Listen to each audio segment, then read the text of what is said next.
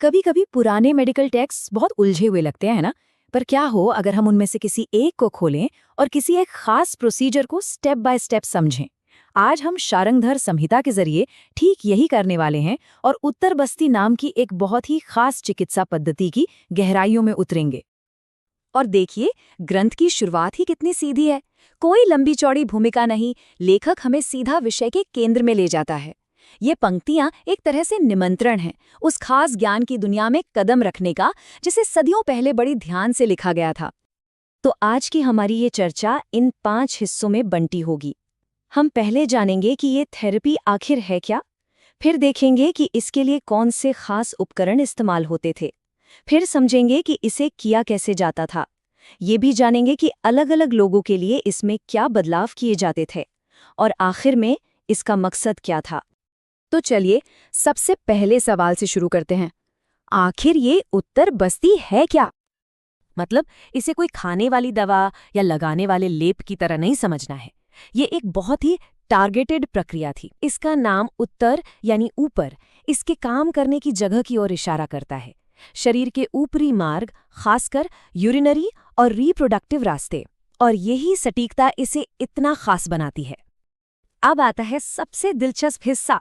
समझिए, हम time travel करके एक प्राचीन वैद्य के कमरे में पहुंच गए हैं। देखते हैं कि इस काम के लिए उनके पास क्या औजार और सामान होते थे। तो जो मुख्य उपकरण था उसे नेत्र कहा जाता था। हाँ, नेत्र यानी आंख। शायद इसलिए क्योंकि ये वैद्य को थेरेपी को सही जगह पर गाइड करने में मदद करता था। एक तरह से उनकी आंख बनता था। और ये कोई मामूली ट्यूब नहीं थी। जरा इसकी बनावट पर गौर कीजिए, ये अविश्वसनीय रूप से सटीक है। एक पुरुष के लिए इसकी लंबाई ठीक 12 अंगुल यानी उंगलियों की चौड़ाई के बराबर तय की गई थी। इसका आकार चमेली के फूल के डंठल जैसा बताया गया है। जरा इसकी नज़ाकत की कल्पना कीजिए। और इसका छेद सरसों के दाने जितना बारीक।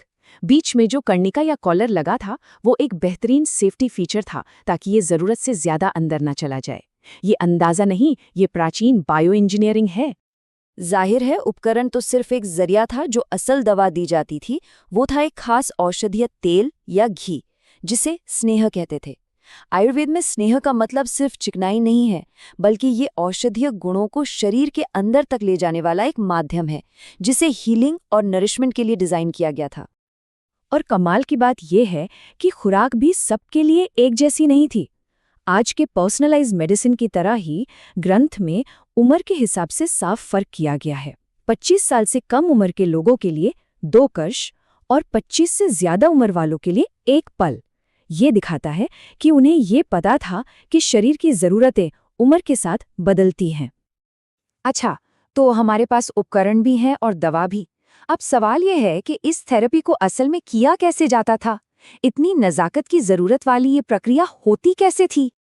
तैयारी बहुत अहम थी, और ये सिर्फ शारीरिक नहीं थी। सबसे पहले शरीर को दूसरी थेरेपीज के जरिए अंदर से साफ करना जरूरी था। फिर मरीज का मानसिक रूप से शांत और संतुष्ट होना भी उतना ही जरूरी था।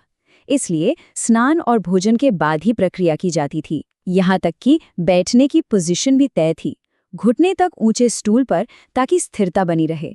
हर छोटी चीज का एक मकसद था। पूरी प्रक्रिया बहुत ही ध्यान से और धीरे धीरे की जाती थी। सबसे पहले रास्ते को एक चिकनी प्रोब से साफ किया जाता। फिर घी से चिकना किया हुआ नेत्र धीरे धीरे ठीक 6 अंगुल की गहराई तक डाला जाता। इसके बाद ही औषधीय स्नेह दिया जाता, जल्दबाजी में नहीं, बल्कि धीरे धीरे और एक समान गति से। और आखिर में उपकरण को उतनी ही सावधानी से बाहर निकाला जाता जितनी सावधानी से अंदर डाला गया था। ये एक बहुत ही जेंटल और मेथोडिकल प्रक्रिया की तस्वीर पेश करता है। अब यहाँ पर ये प्राचीन ग्रंथ और भी ज्यादा हैरान करता है। ये साफ बताता है कि एक ही इलाज सब पर लागू नहीं होता। थेरेपी को अलग अलग मरीजों के हिसाब से बड़ी सावधानी से बदला जाता था। तो फिर एक सीधा सवाल उठता है कि महिलाओं और बच्चों के एनाटॉमिकल डिफरेंसेस को देखते हुए इस प्रक्रिया को उनके लिए कैसे अडैप्ट किया गया था। तो देखिए, फर्क उपकरण से ही शुरू हो जाता है। महिलाओं के लिए इस्तेमाल होने वाला नेत्र छोटा होता था, 10 अंगुल, और सबसे बड़ा फर्क था उसके छेद में, जो इतना बड़ा होता था कि एक हरा चना उससे गुजर सके। इसकी मोटाई भी छोटी उंगली के बराबर बताई गई है। ये बदलाव यूं ही नहीं थे, ये शरीर की बनावट की गहरी समझ को दिखाते हैं। ये टेबल तो पूरी कहानी ही बता देती है। महिलाओं के लिए दवा योनि या मूत्र मार्ग से दी जा सकती थी और दोनों के लिए गहराई और खुराक बिल्कुल अलग थी। और एक बच्चे के लिए सब कुछ बहुत कम कर दिया गया था, सिर्फ 1 अंगुल की गहराई और बहुत कम खुराक। ये सदियों पहले दर्ज की गई पर्सनलाइज्ड मेडिसिन का एक बेहतरीन उदाहरण है। यहाँ तक कि मरीज की पोजीशन भी अलग थी। जहाँ पुरुषों को बिठाया जाता था, वहीं महिलाओं के लिए घुटने मोड़कर लेटने की सलाह दी जाती थी। ये बात एक बार फिर पुरुष और महिला शरीर रचना की व्यवहारिक समझ को दर्शाती है, और ये भी कि एक सुरक्षित और असरदार प्रक्रिया के लिए क्या जरूरी है।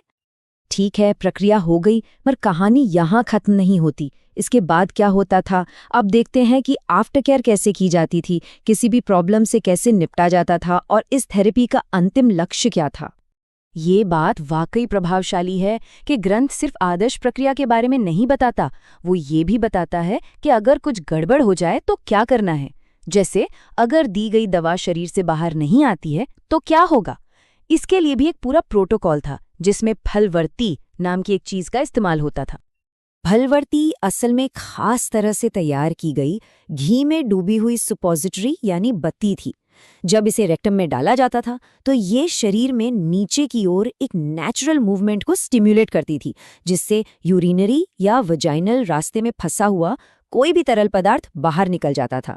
ये एक समस्या को हल करने के लिए शरीर के अपने ही मैकेनिक्स का बहुत ही चतुर इस्तेमाल है। तो आखिर इस पूरी मेहनत का मकसद क्या था? ग्रंथ इसके फायदों के बारे में बिल्कुल साफ है। पुरुषों में वीर्य से जुड़े विकारों का इलाज करना और महिलाओं में मेंस्ट्रुअल साइकिल से जुड़ी समस्याओं को ठीक करना। लेकिन उतनी ही जरूरी एक चेतावनी भी है। ये थेरेपी महज नाम की कुछ खास यूरिनरी समस्याओं वाले मरीजों के लिए नहीं थी। ये दिखाता है कि वो ये भी जानते थे कि इलाज कब नहीं करना है, जो उतना ही जरूरी है जितना ये जानना कि इलाज कब करना है। और ये सब जानने के बाद मन में एक बड़ा सवाल रह जाता है। आज की मॉडर्न इमेजिंग, एक्सरे या एमआरआई के बिना उस जमाने में मानव शरीर की इतनी बारीक और सटीक समझ कैसे विकसित हुई? ये सटीक माप, हर मरीज के लिए अलग अलग उपकरण, अलग अलग प्रक्रियाएं, ये सब एक ऐसी परंपरा की ओर इशारा करते हैं जो पीढ़ियों के सावधानीपूर्वक अवलोकन और अनुभव से बनी थी। ये वाकई प्राचीन चिकित्सा की परिष्कृत दुनिया की एक आकर्षक झलक है।